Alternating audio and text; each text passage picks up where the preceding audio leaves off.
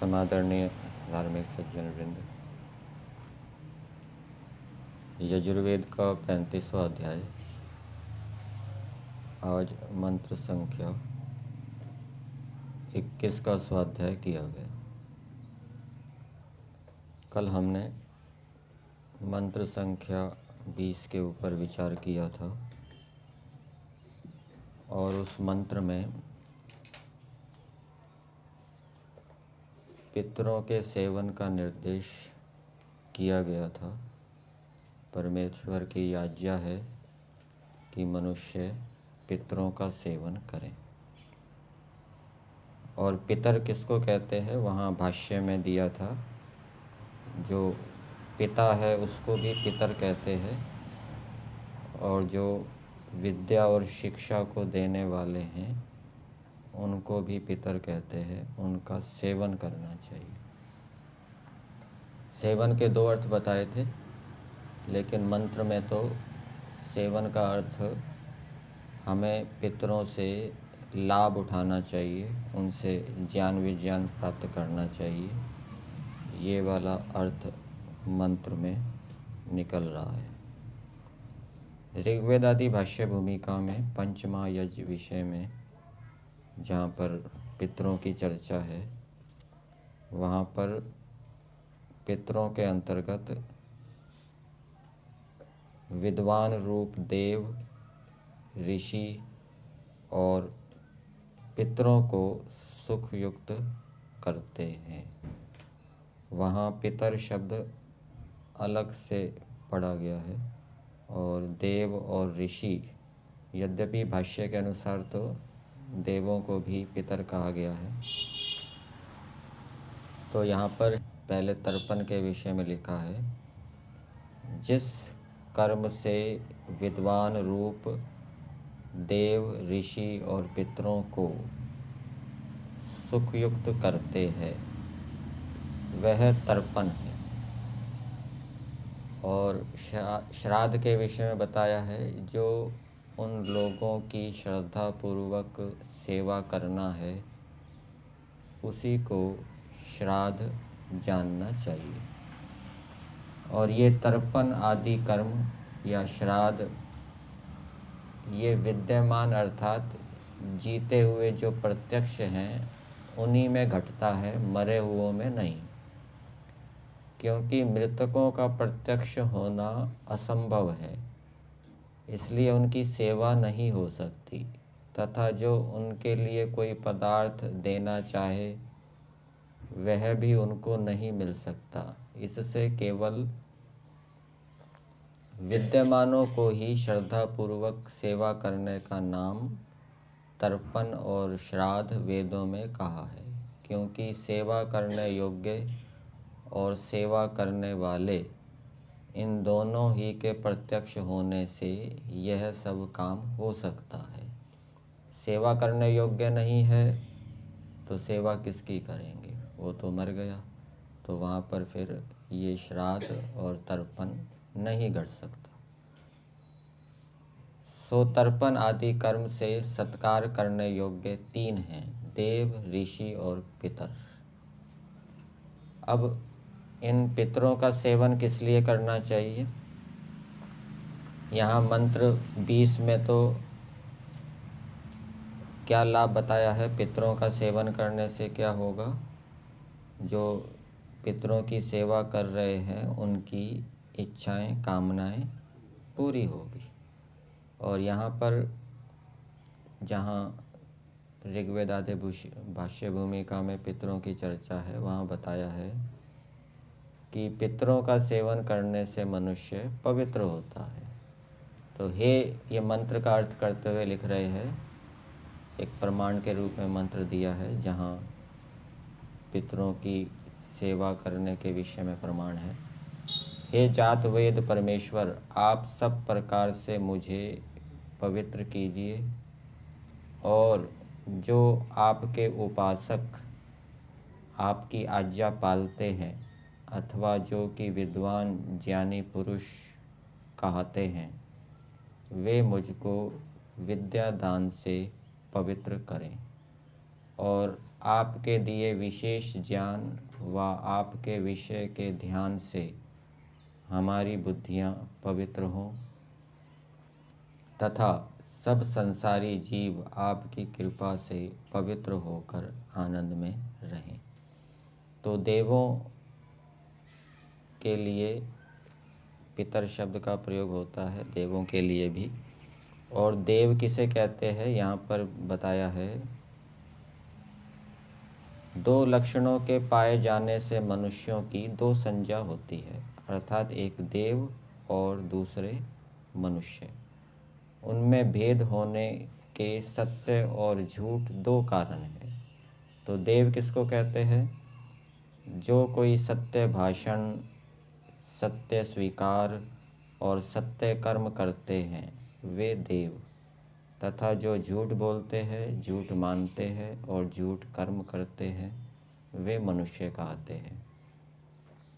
इसलिए झूठ को छोड़कर सत्य को प्राप्त होना सबको उचित है।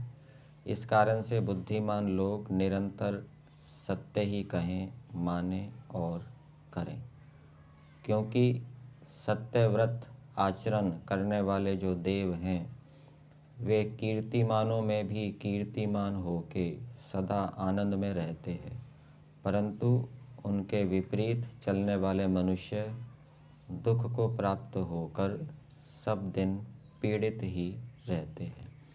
तो देव, जिनको पितर भी कहते हैं, वो सत्य बोलने वाले, सत्य मानने वाले और सत्य करने वाले होते हैं। और फिर ऋषि किसे कहते हैं, इसमें प्रमाण दिया है, यहाँ हिंदी में अर्थ देता हूँ। जो सब विद्याओं को पढ़ के औरों को पढ़ाना है, यह ऋषि कर्म कहता है, और उससे जितना कि मनुष्यों पर ऋषियों का ऋण हो, उन सब की निवृत्ति उनकी सेवा करने से होती है। इससे जो नित्य विद्यादान ग्रहण और सेवा कर्म करना है वही परस्पर आनंद कारक है, और यही व्यवहार अर्थात विद्या कोश का रक्षक है। विद्या कोश का रक्षक कौन है? विद्या देना, विद्या लेना और जो विद्या देने का काम करने वाले हैं उनकी सेवा करना। विद्या पढ़ के सबको पढ़ाने वाले ऋषियों और देवों की प्रिय पदार्थों से सेवा करने वाला विद्वान बहुत पराक्रम युक्त होकर विशेष ज्ञान को प्राप्त होता है। इससे आर्षेय अर्थात ऋषि कर्म को सब मनुष्य स्वीकार करें। ऋषि कर्म को सब मनुष्य स्वीकार करें। ऋषि कर्म क्या है संदीप जी? सब विद्याओं को पढ़कर औरों को पढ़ाना। आज मंत्र संख्या 21 का स्वाध्याय किया गया। यजुर्वेद के अंदर कर्मों का विधान प्रमुखता से किया गया है, और जो मनुष्य वेदों को स्वीकार करता है, वेदों के अनुकूल चलता है, वेदों को मानता है, वो व्यर्थ के झंझटों से, दबावों से, तनावों से बच जाता है, व्यर्थ के खर्चों से बच जाता है। और इसके विपरीत जो वेदों को स्वीकार नहीं करता, वेदों के अनुकूल नहीं चलता, वेदों को नहीं समझता, वो बहुत ही झंझटों में फंस जाता है और उसको फिर सफलता भी नहीं मिलती। कोई तीर्थ यात्राएं कर रहा है, कितना समय खर्च होता है, कितना पैसा खर्च होता है, लेकिन लाभ क्या होता है? वो वेदों के अनुकूल नहीं है। कोई हज यात्राएं कर रहा है, कितना समय पैसा खराब होता है। इसी प्रकार से वैदिक धर्मियों में भी जो वेद को ठीक ठीक नहीं स्वीकार करते, ठीक ठीक मानते नहीं, ठीक ठीक नहीं समझते, वो भी कहीं ऐसी भूल भलैया में भटक जाते हैं जहाँ उनको बहुत समय लगाना पड़ता है, बहुत पुरुषार्थ करना पड़ता है, बहुत शक्ति लगानी पड़ती है, धन आदि खर्च करना पड़ता है, लेकिन उपलब्धि बहुत कम होती है। इसके विपरीत जो वेदों के अनुकूल चल के पूरा पुरुषार्थ करता है, आपने संस्कार विधि में पढ़ा है, संन्यास आश्रम प्रकरण में, कि गृहस्थ से भी वैराग्य हो जाता है।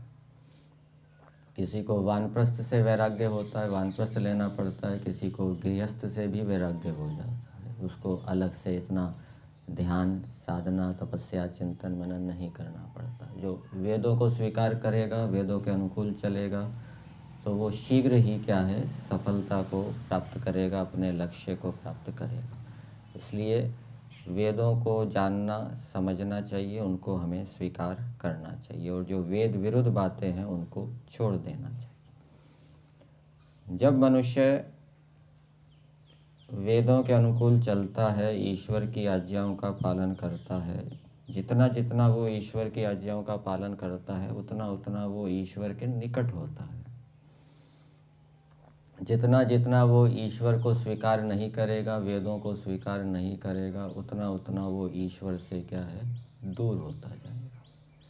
इसलिए उपासना का जो अर्थ हम करते हैं, ईश्वर के निकट होना, तो जितना हम वेदों के अनुकूल चलेंगे, उसको समझकर, उतना हम क्या है, ईश्वर हमारे निकट होगा। निकट होने का मतलब क्या है? यजुर्वेद के 40वें अध्याय में मंत्र आता है, तद दूरे तद उ अंतिके तदंतरस्य सर्वस्य तद उ सर्वस्य अस्य बाह्य। इसके भावार्थ में लिखा है कि जो ईश्वर को भाव रूप में बता रहा हूँ, यहाँ पर भाष्य में भी आपको मिल जाएगा। जो जन उसकी आज्ञा से विरुद्ध हैं, अर्थात जिन्होंने वेद को समझा नहीं, वेद की आज्ञाओं को समझा नहीं, वे इधर उधर भागते हुए भी उसको नहीं जानते, और जो ईश्वर की आज्ञा का अनुष्ठान करने वाले हैं, वे अपने आत्मा में स्थित अति निकट ब्रह्म को प्राप्त होते हैं। और इसके पदार्थ में दिया है कि अधर्मात्मा, अविद्वान, अयोगियों से दूर, अर्थात करोड़ों वर्ष में भी वो उसको प्राप्त नहीं होते। तो ये ईश्वर से दूर होने का मतलब क्या है? जो ईश्वर की आज्ञा को छोड़ेंगे वो ईश्वर से दूर होंगे। ईश्वर को दूर होने का मतलब क्या है? वो करोड़ों वर्ष में भी ईश्वर को प्राप्त नहीं करेंगे, अपने जीवन के लक्ष्य को प्राप्त नहीं करेंगे। और जो ईश्वर की आज्ञा का पालन करेंगे, वो शीघ्र ही क्या है, ईश्वर को प्राप्त कर लेंगे, उनको वैराग्य हो जाएगा, अपने जीवन के लक्ष्य को प्राप्त कर लेंगे। तो इसलिए हमें अधिक से अधिक वेद को समझने का प्रयास करना चाहिए, और जो वेद विरुद्ध बातें हैं वो हमें छोड़ देनी चाहिए। वैदिक धर्मियों में भी जो वेद को मानते हैं, स्वीकार करते हैं, वो वेद समझने ना समझने के कारण वो बहुत सी वेद विरुद्ध मान्यताएं, बातें अपने जीवन में लिए हुए होते हैं, जिस कारण से उनको फिर शीघ्र सफलता की प्राप्ति नहीं होती, जीवन में आनंद उन्नति नहीं होती। मंत्र 21 है, स्योना पृथ्वी नो भवा निरीक्षरा निवेशनी, यच्छा नः शर्म सप्रथाः, अपः नः शोषुचत अघम। इस मंत्र का देवता है पृथ्वी, और इस मंत्र की भूमिका में दिया है, गृहिणी की दृषि स्यात्, कुलीन स्त्री कैसी होवे। मतलब कि जिसका घर है, जो घर में रहने वाली है, गृहस्थ जो स्त्री है, जो जिसने गृहस्थ आश्रम को धारण कर लिया है, वो कैसी होनी चाहिए, वो इस मंत्र के अंदर बताया है और पृथ्वी के दृष्टांत से उसको समझाया है। स्योना पृथ्वी नो, यहाँ पृथ्वी शब्द संबोधन में है और पदार्थ में दिया है, हे भूमि के तुल्य वर्तमान क्षमाशील स्त्री। तो जो स्त्री गृहस्थ आश्रम में जाती है उसको क्षमाशील होना चाहिए, क्षमा करने का स्वभाव होना चाहिए, सहन करने का स्वभाव होना चाहिए। क्षमा का अर्थ क्या है? सहन करना, किसी के अपराध को माफ़ करना क्षमा नहीं है। संतान गलत कार्य करेगी तो उसकी ताड़ना ना करना, ये क्षमा नहीं है। ताड़ना तो करना है, लेकिन उसके गलत कार्य को सहन करते हुए ताड़ना करना, ठीक है ना। उसके गलत कार्य से दुखी ना होते हुए, क्रोध ना करते हुए उसकी ताड़ना करना, ये है क्षमाशील, सहन करने का स्वभाव। पति को भी सहन करे और भी जो दूसरे घर में रहने वाले हैं उनको भी सहन करे, लेकिन सहन करते हुए भी वो न्याय युक्त व्यवहार को ना छोड़े, ऐसे व्यवहार को ना छोड़े जिससे कि दूसरों की उन्नति होती हो। तो पृथ्वी के दृष्टांत दिया गया है। पृथ्वी भी कैसी है? सहन करने वाली है। पृथ्वी के ऊपर हम खूब हल चलाते हैं, खोदते हैं, फिर भी पृथ्वी क्या है? कुछ नहीं कहती, वो देती जाती है। फिर आगे बताया है, हे पृथ्वी के तुल्य वर्तमान क्षमाशील स्त्री, तू जैसे अनिरीक्षरा, कंटक आदि से रहित, निवेशनी, बैठने का आधार भूमि, सुख करने वाली होती है। तो ये पृथ्वी का दृष्टांत दिया है। जैसे पृथ्वी सहन करने वाली है, वैसे ही गृहस्थ में प्रवेश करने वाली स्त्री के अंदर भी ये गुण होना चाहिए। और वो गुण कब धारण किए जाते हैं? ब्रह्मचर्य आश्रम में धारण किए जाते हैं। ब्रह्मचर्य आश्रम इसलिए होता है जिसमें कि मनुष्य अच्छे अच्छे गुण कर्म स्वभाव उनको धारण करता है, अच्छी शिक्षा को धारण करता है।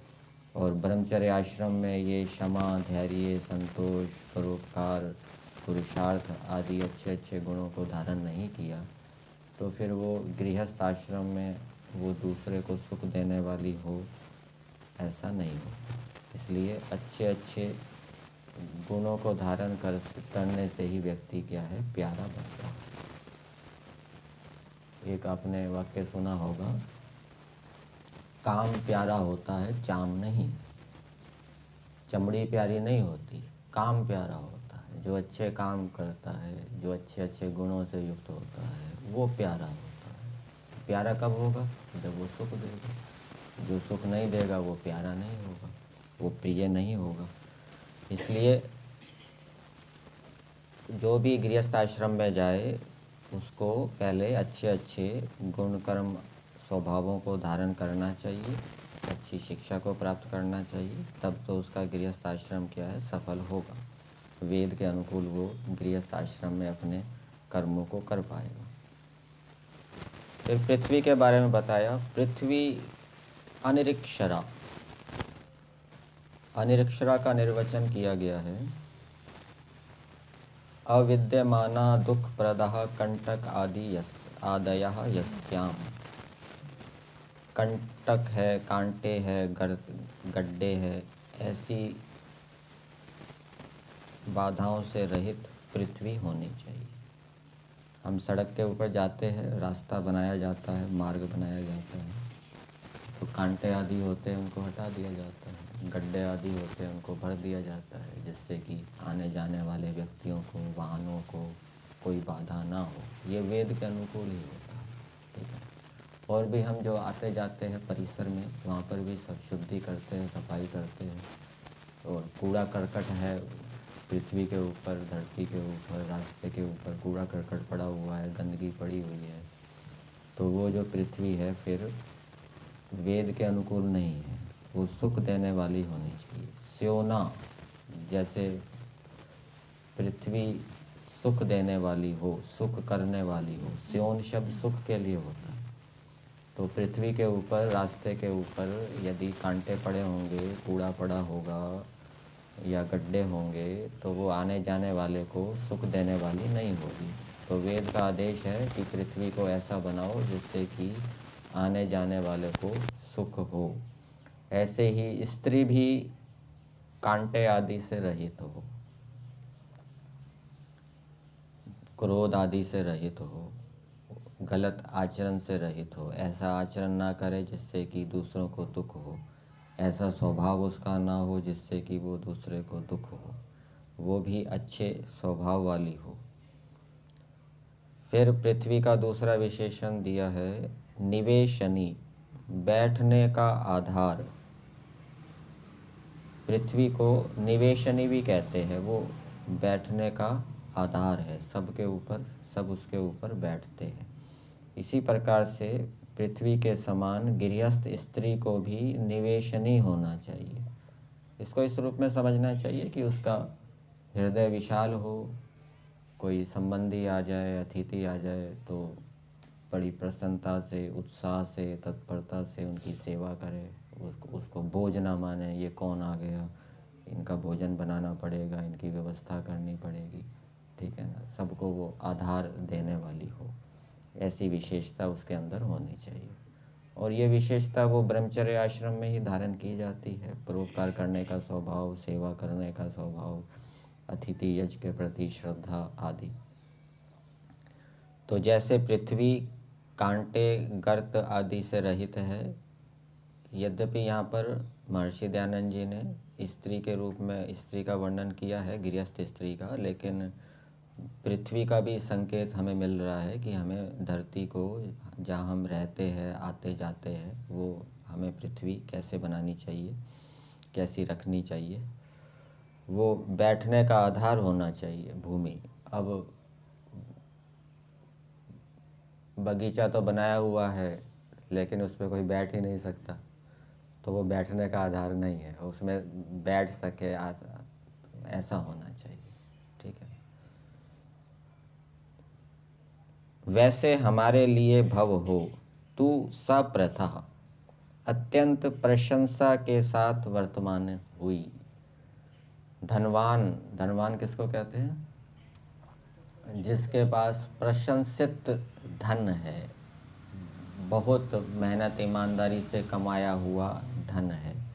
इसी प्रकार से गृहस्थ स्त्री के अंदर ऐसे ऐसे गुण होने चाहिए, विशेष विशेष धैर्य, विशेष सहनशक्ति, विशेष नम्रता, विशेष सभ्यता, भाषा का प्रयोग भी वो विशेष करने वाली हो, सभ्यता पूर्वक, नम्रता पूर्वक वो बड़ों के साथ भाषा का प्रयोग करे, आदर सूचक शब्दों का प्रयोग करे। तो ऐसी जो स्त्री है वो क्या है, सुख देने वाली होगी। उसके अंदर संतोष भी होना चाहिए। कई बार ऐसा होता है घर के अंदर कोई आपत्ति आ जाती है तो वो स्त्री चिल्लाने लगती है, अब क्या होगा क्या होगा। वो धैर्य उसके अंदर नहीं होता, संतोष भी नहीं होता। पति इतना कमाता है, वो पति को कहती रहेगी, भैया आप क्या कमाते हो, वो देखो उसने इतना कमा लिया, हमारे पास तो ये गाड़ी भी नहीं है, तो ऐसा असंतोष वाली नहीं होनी चाहिए। संतोष वाली होगी तो वो सुख देने वाली होगी। ये गुण होना चाहिए उसके अंदर, परोपकार का, पुरुषार्थ का। घर के अंदर जो बड़े बुजुर्ग रहते हैं उनकी वो प्रसन्नता से सेवा करने वाली हो, अपने स्वार्थ को ना देखने वाली हो, और वाणी का प्रयोग बहुत सावधान से करने वाली हो। ऐसे ऐसे गुणों में वो प्रशंसनीय हो, विशेष गुण उसके अंदर हो। ये वेद का आदेश है। तो हमारे लिए सुख को दे। फिर आगे दिया, जैसे न्यायाधीश। अब ये दूसरा दृष्टांत दिया है न्यायाधीश का। एक दृष्टांत किसका दिया था? पृथ्वी का। गृहस्थ स्त्री को पृथ्वी के समान क्षमाशील होना चाहिए। गृहस्थ स्त्री को पृथ्वी के समान सबको धारण करने वाला होना चाहिए। उसका हृदय विशाल होना चाहिए, वो सेवा भावी होनी चाहिए। गृहस्थ स्त्री को पृथ्वी के समान कंटक, गर्त आदि से रहित होना चाहिए, अर्थात दुर्गुणों से, दुष्कर्मों से रहित होना चाहिए। अच्छी शिक्षा से युक्त होना चाहिए, कुशिक्षा से युक्त नहीं होना चाहिए, अविद्या से युक्त नहीं होना चाहिए।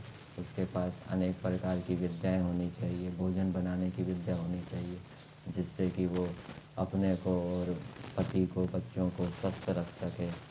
तो ये है कांटे, गर्त आदि से रहित होना। और प्रशंसनीय होना चाहिए। जैसे पृथ्वी बड़ी प्रशंसनीय है, पृथ्वी की प्रशंसा की जाती है, वैसे ही वो है। और दूसरा दृष्टांत दिया है न्यायाधीश का। जैसे न्यायाधीश हमारे अघम पाप को शोषुचत शीघ्र दूर करे व शुद्ध करे, वैसे तू अपराध को दूर कर।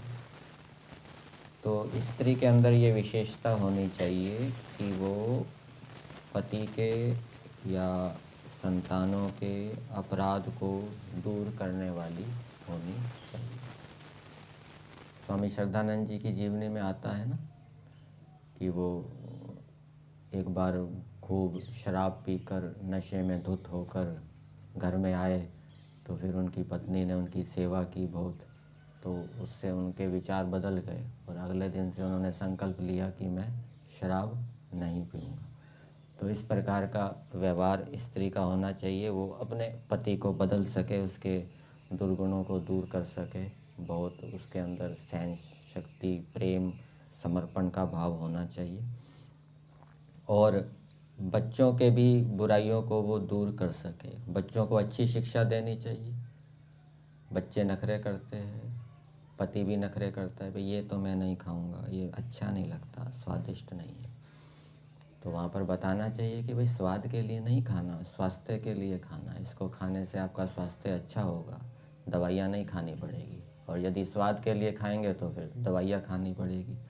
तो इस प्रकार की अच्छी अच्छी बातों को बताना, बच्चों को भी बताना कि भाई अच्छे विद्यार्थियों के साथ संग करें, बुरे विद्यार्थियों के साथ संग ना करें।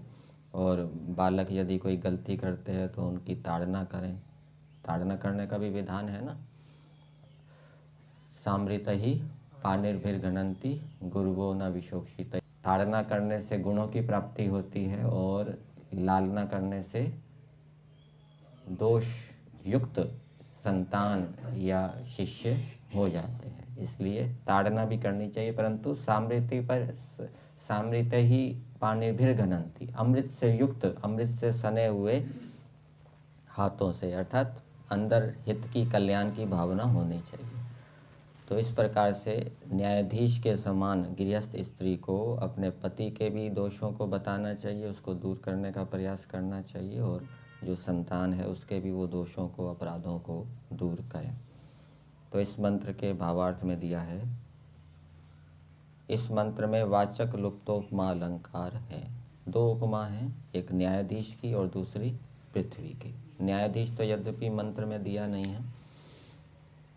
जो स्त्री पृथ्वी के तुल्य क्षमा करने वाली, क्रूरता आदि दोषों से अलग। क्रूर भी होती ना, कई स्त्रियां बहुत क्रूर होती। कोई बच्चे ने कोई अपराध कर दिया, उसको मार मार के उसका बुरा हाल कर दिया। पति भी क्रूर होता है कभी कभी। इतना अन्याय युक्त व्यवहार नहीं करना चाहिए, क्रूरता नहीं होना चाहिए, क्रोध नहीं होना चाहिए, लोभ नहीं होना चाहिए, भय नहीं होना चाहिए, असंतोष नहीं होना चाहिए, घृणा नहीं होनी चाहिए, स्वार्थ नहीं होना चाहिए। ये सारे दोष हैं। इन दोषों से, क्रूरता आदि दोषों से अलग बहुत प्रशंसित, दूसरों के दोषों का निवारण करने हारी है, वही घर के कार्यों में योग्य होती है। संस्कार विधि के अंदर आप पढ़ेंगे, वहाँ पर स्त्री की विशेषता बताई गई है कि वो पति के गुणों को ही देखने वाली हो। यदि स्त्री पति के गुणों को ही देखने वाली होगी तो आपस में प्रेम बना रहेगा। और यदि स्त्री की दृष्टि अच्छी नहीं है, दोष दृष्टि है, दोषों को देखने वाली है, तो फिर घृणा, क्रोध आदि उत्पन्न होगा गृहस्थ के अंदर, प्रेम नहीं रहेगा, सुख नहीं रहेगा।